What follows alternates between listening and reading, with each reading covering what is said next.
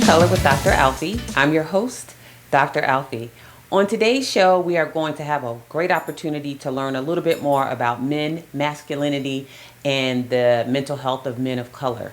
It's a really important topic. We've had a couple other guests on to talk about this, but this guest is someone who's from my home state and who is has a large platform where he's able to communicate a lot about practical ways in which men can take care of their mental health and their physical health, and just all around just taking care of themselves. So we hope that you will stay with us.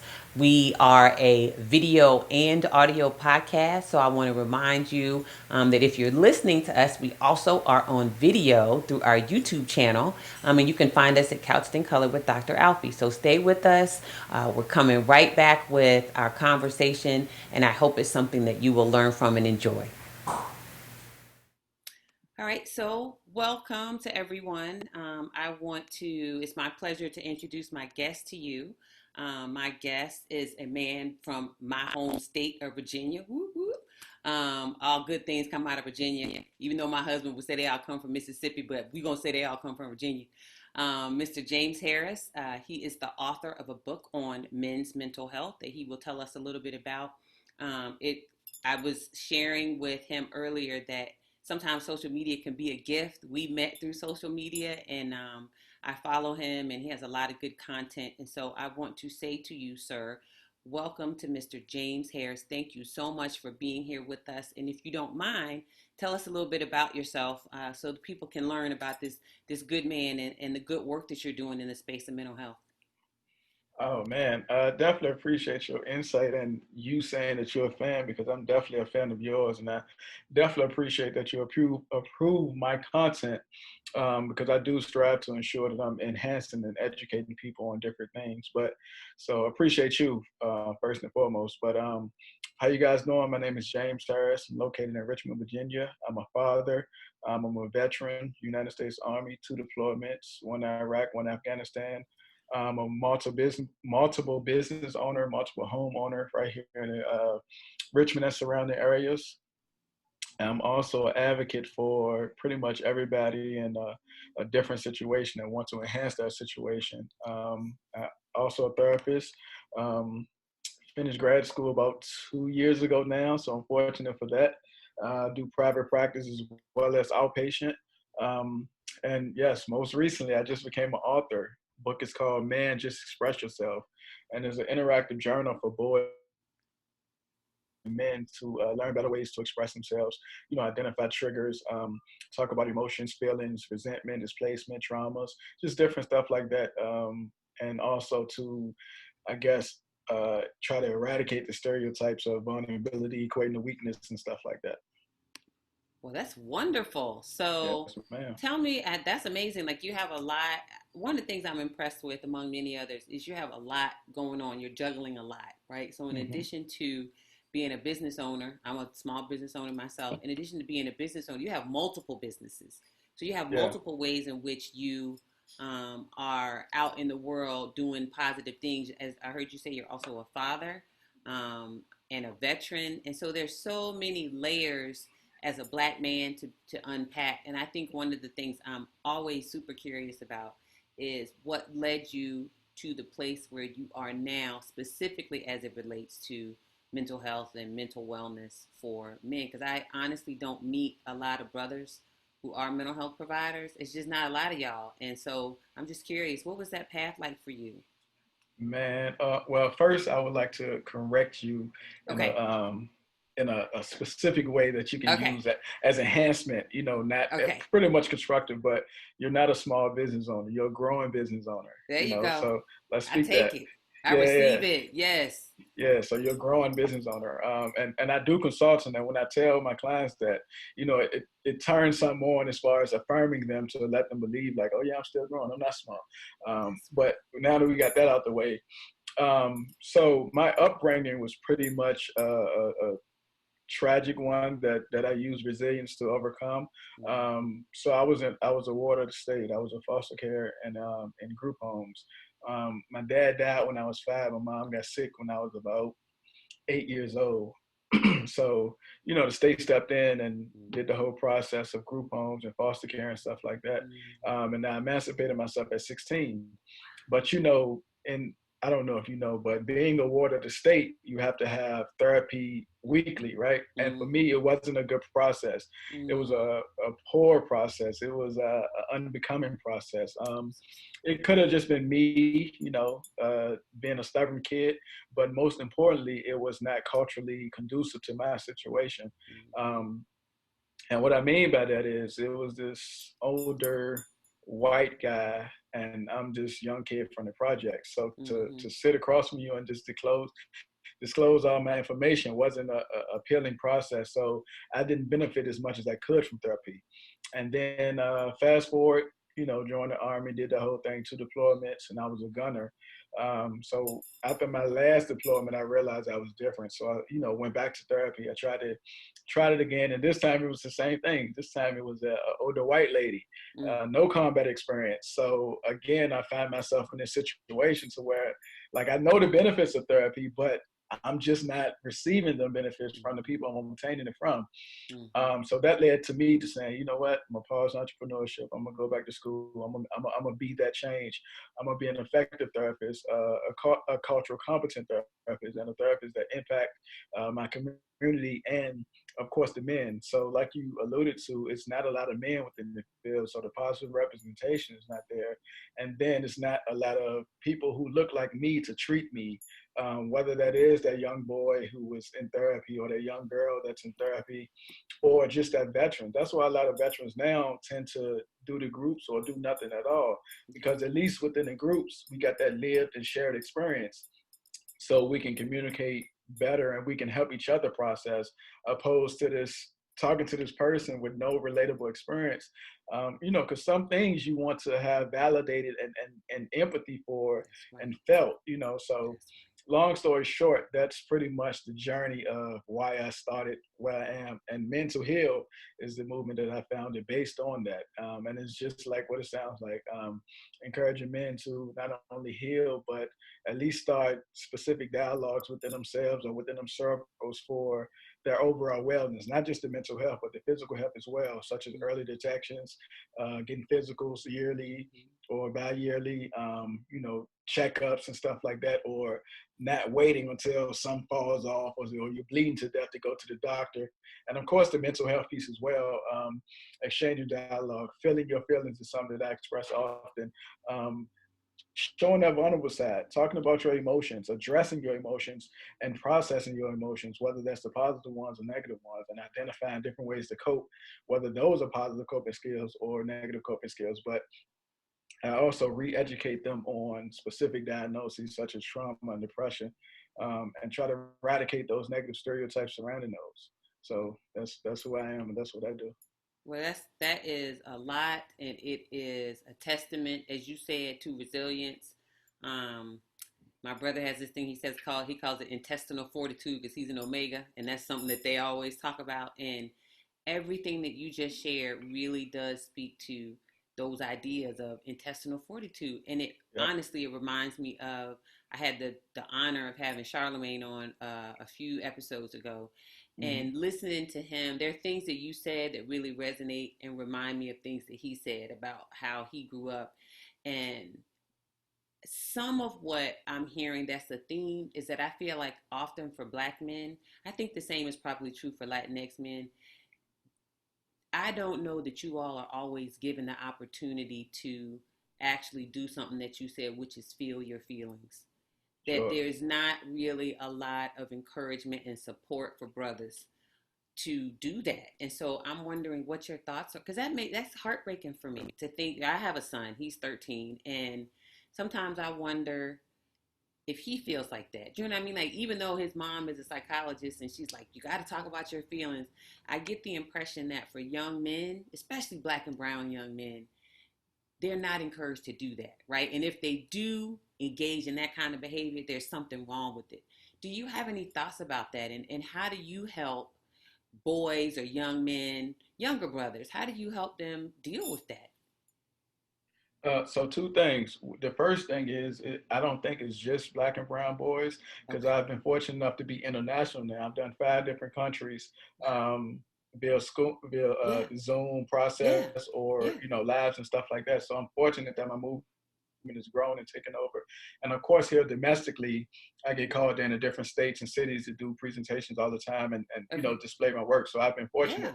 Yeah. So I would say that it's also the Asian community. It's Mm. also of course, the Anglo-Saxon community. So it's men in general who are not Mm. being validated or have the ability to express themselves Mm-hmm. because of different reasons, such as culture, such as you alluded to the Hispanic, the Mm-hmm. brown side, which is the machismo effect. That's the Mm-hmm. equivalency of the ego.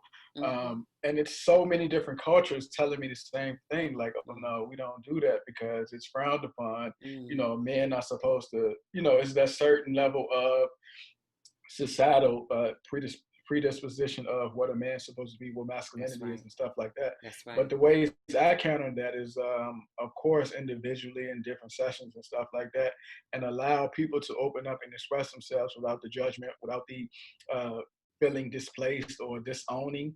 And also, that's part of the reason why I wrote a book, so I can continue to expand that.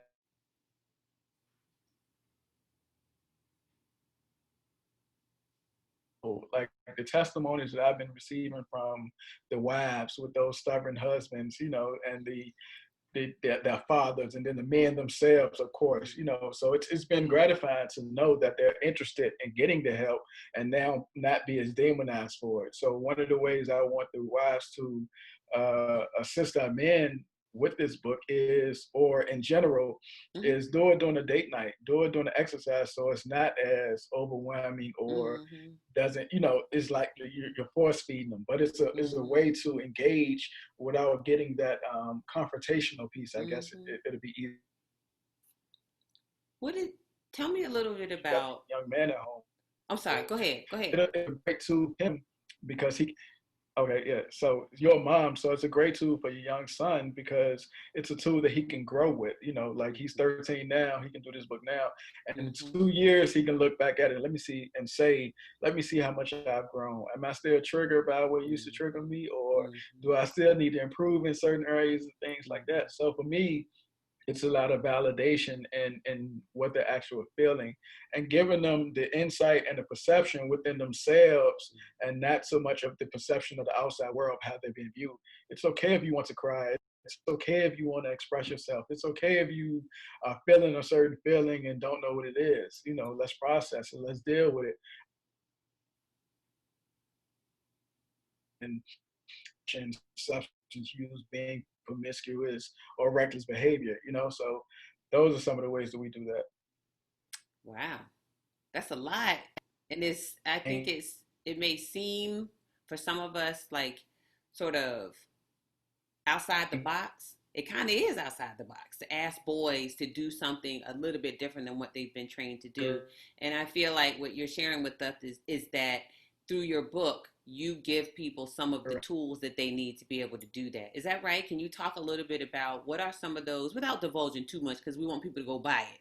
What are some of the things that you teach people through the book that gives them a little bit more freedom as men to express themselves? Sure. So not only in the book, but when I do different presentations and speaking engagements, I do the same thing. But in the book itself, Mm-hmm. man, just express yourself. It's so I'm talking about goals, affirmations, traumas, mood, displacement, abandonment, grief, anger, substance use, support, resiliency, intentions, conflict, peer pressure, leadership, pride, mentality, communication. It's so much. Yeah. Masculinity, healing, emotions, Mm. feelings, family, love, self care. So it's so many different topics that I'm breaking down. And so after I break it down, I'm asking you to do certain exercises surrounding them. So you have the option in the book to um, you can write out what I asked you to write out, or you can Wow. draw it out depending Yeah. on. Yeah, so it's a tool again for the young as well as the old and people who are like just the level of support I'm receiving from this has been fascinating. Oh, that's wonderful. So where did I don't know if we covered this part, and I'm just curious, you've Hmm. shared the content with us, which we really appreciate. Where did the idea come from? Let me put this into a book. Where did the idea for the exercises come from? Sure. How did you develop that? So you're in practice like I'm in practice. So I do community-based services as well as private practice. So I find myself doing these same exercises with my clients anyway. And Mm-hmm. then how my social media engagement is, people are Mm-hmm. inboxing me different stuff. Mm-hmm. So I can continue to do it session by session and responding Mm-hmm. to 100 emails and texts Mm-hmm. and DMs, Mm-hmm. or I can just put the content out there to ensure that everybody's benefiting from it. So that's where it came from. Like I thought it was getting the repetitive questions. Hey, how do I talk to my husband about this? Or I got this son that want to know about X, Y, Z. Or my uncle is dealing with, and the same thing how my movement was Mm-hmm. birthed. So the t-shirts, men to heal, it just Mm-hmm. came. So Mm-hmm. it's a conversation starter. And before I knew it, it was 1,000 shirts sold, right? So the same way with the book, it just was the content. I'm like, all right, cool. It's not just again my immediate on a micro level. Let me get this on a macro level and give it to everybody who need it. And the response has been phenomenal. So that's when I just started to, write down different things, different Mm-hmm. chapters, and different content that I wanted to cover.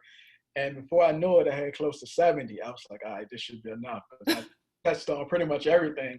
Yeah. Um, and started to format it, put it in the literature format, and that was it. After I knew it, it was self-published, and now Amazon, Barnes and Nobles, Walmart, and of course my website. So That's great. Oh my goodness. That's yeah, thank fantastic. you. So we're definitely going to put all of that, the places where people can find the book, and where to find you. We're going to definitely put that in the comments for Sure.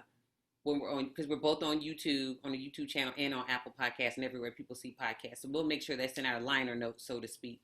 So I guess thinking about winding down just a little bit, not quite completely to the end, but I'm wondering, are there a few concepts, a few issues that come up consistently for men, and men and boys? And the reason I ask is because when I think about like my close girlfriends or my female patients, right, women patients that I have, or girls, there are not, they're not, clearly there are lots of different things in the universe of things that come up.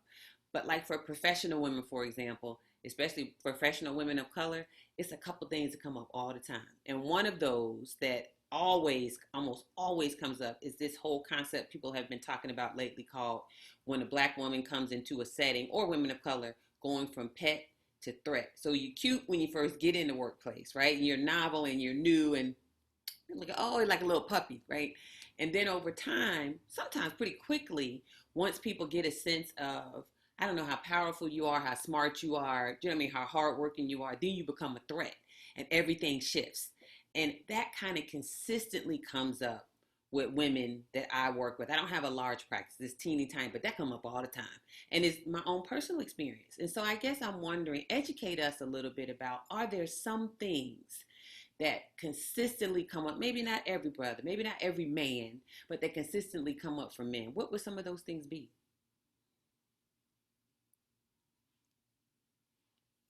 I lost the sound.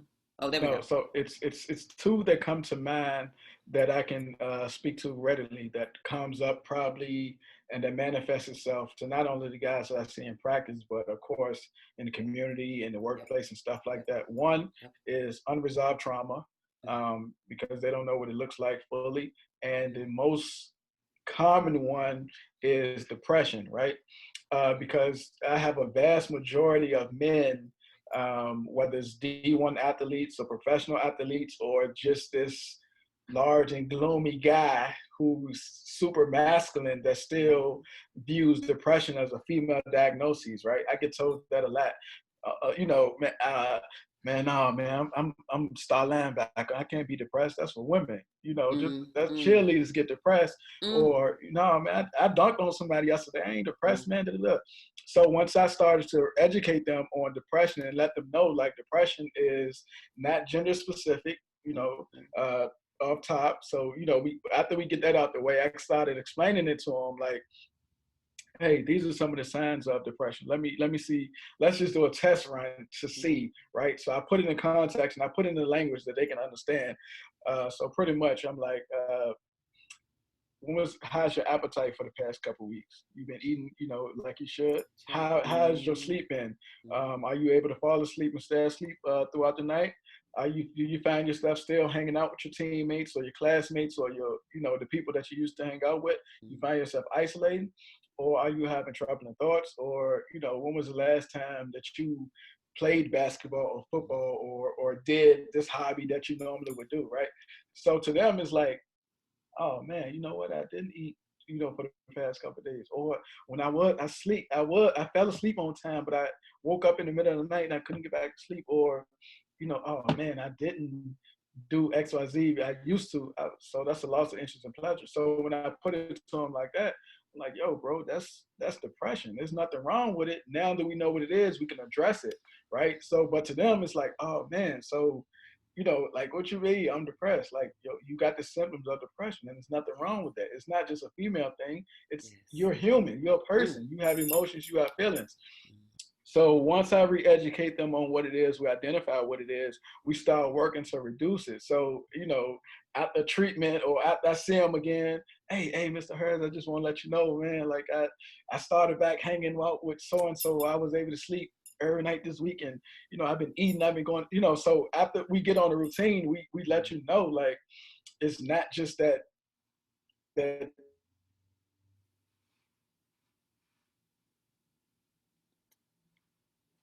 especially with what's going on. I get asked that a lot in sessions, and the impacts from that is Mm-hmm. pretty much Mm-hmm. a lot of things that come up. But to me, to be honest with you, I see mostly the depression and not being able to accept it or know what it is because they got that perception of, oh, this for women, or I can't be depressed because I'm this big guy. Yeah. So yeah, the re-education piece is important. That is so helpful. And even just the way you described how you help the brothers come to a realization, right? Help men Yeah, understand. Let me just walk you through this checklist because as soon as you said appetite, I was like, yep, there it is right there. Right? That's it. Changes in appetite, changes in sleep habits, the exactly. level of enjoyment that you have or things. Like I can hear myself because I do that a lot too, going around giving presentations and talking through signs and symptoms of depression in particular, right? And so the other Hmm. one is rarely do these things show up alone. In my experience, often when a person has depression, like you said, there's also it's an an extension of unresolved trauma, right? They've had trauma exposure and or anxiety, Yeah, right? So that worry and people, it always makes me sad because I grew up like this. I grew up thinking that waking up worrying was normal. No, no, right? And I know normal is a relative term, but you can live your life where as soon as you open your eyes in the morning, that's not the first thing on your mind to start worrying about everything, right? But we have to understand, just like you help these young men and men understand, no, if you used to be a baller and now you don't even like the sight of the basketball, you might want to, talk to somebody. That's, yeah, we can exactly. get you back to where you doing things that you used to enjoy. And so I remember earlier this week I was having a conversation with somebody and I was talking about one of the things that happens with depression is we isolate ourselves, right? And it's like a vicious cycle. So sometimes when a person has depression, they I hate to say self isolate, but they isolate, right? The more you isolate, the worse you feel because you don't have any engagement. And it keeps Yeah. going. And so we have to Hmm. help people do things like break the cycle. But just as you shared, part of breaking that cycle is identifying what you're dealing with.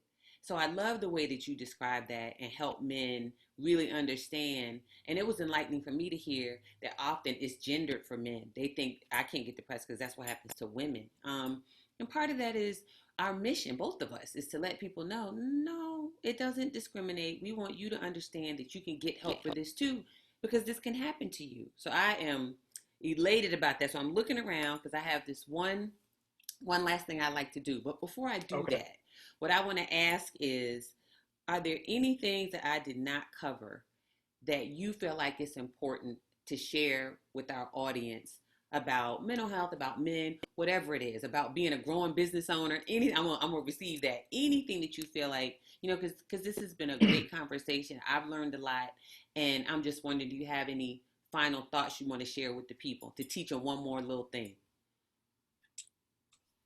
Um, yeah, so pretty much everything that's designed for you would be for you. So I can't stop that.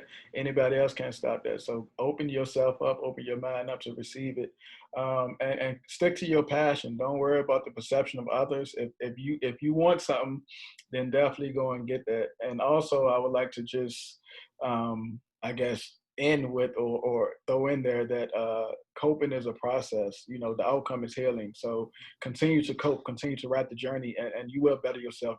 Not only for men, but for the people around you. You'll be better. You'll be a better husband, a better partner, a better classmate, a better, teammate, or whatever the case is. So definitely embrace that journey of healing. And it's not going to be easy. It's not going to be tough. It's going to be a process, and you have to navigate that process. Build up your resilience. That's awesome. All right, so this final thing we're gonna do, I'm gonna show everybody my little affirmators. I heard you say affirmation at the beginning. I was like, yes, Yeah. yay.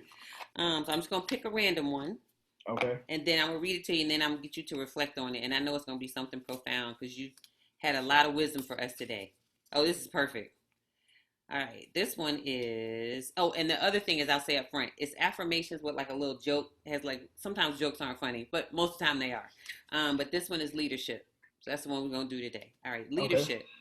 This is a vote of confidence in your ability to be a good leader. How appropriate. Whether you're officially in a supervisory role or not, you have all the qualities it takes to fill a leader's shoes. Keep setting a good example and making others feel included. Keep being fair, diplomatic, level headed, and honest. Keep dressing how you normally dress, but also start wearing a world's greatest overseer t shirt and just casually play it off. What do you think? No, I think that was good, and I also think to add to that definition, man, leadership is not only that personal attribute, but it's how you impact and affect others around you. And again, I spoke on earlier with that perception of others, and I think that mentions some of that too. So wear that shirt proudly. Don't care what nobody else thinks, because it's important to be happy within yourself. Mhm. Nobody can make you happy if you're not happy within yourself. So that definitely was right on time. Awesome. Well, Sir James, I am so grateful to you for joining us. In closing, do me a favor and tell people where they can find you. Oh, and are you taking new patients, new clients, new clients? New clients. So I'm in Virginia, but of course they'll have to be residents of Virginia in order for me Got to it. treat them. Right. Um, but yeah, I have a healthy waiting list right now, Okay. just based on what's everything going on. So I'm Yep. fortunate. I guess I'm booked and busy. Yep. Um, so that's how that is. But you Okay, guys can Ricky reach Thompson. you guys can reach me on Instagram. That's men underscore to underscore heal, or my website www.mentoheal.com, mentoheal.com. You can inbox me for the shirts or the book. The book is on Amazon, Barnes and Nobles, Walmart, and of course my website. So I definitely appreciate you guys' support, and I'm happy to continue to receive these awesome testimonies from the wives who've been married 20 plus years and having these conversations now finally with their husbands, or the young couples who are early in the stages and now exploring different dialogues and stuff like that. So it's awesome.